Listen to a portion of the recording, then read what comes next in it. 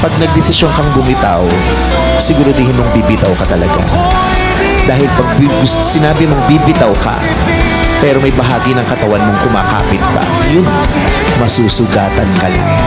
Dahil unti-unting dadaan sa palad mo yung binitawan mo. Alam mo yung nakahawak ka sa lubid? Sabi mo, bibitaw ka na, pero hindi ka bumibitaw eh. Eh yung lubid, umaalis na. Kasi sabi mo, bibitaw ka na, so umaalis na, eh ayaw mong bitawan. So habang umaalis yun, Susugat na nagagasgas yan, ka lalo.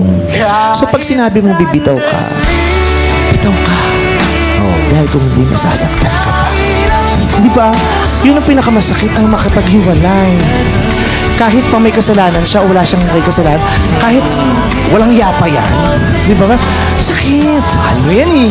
Di ba? Ang sakit. At kaya ako nararamdaman ko yung, may mga nakakausap tayo rito, nararamdaman ko talaga yung sakit.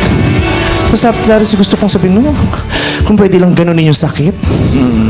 Di ba?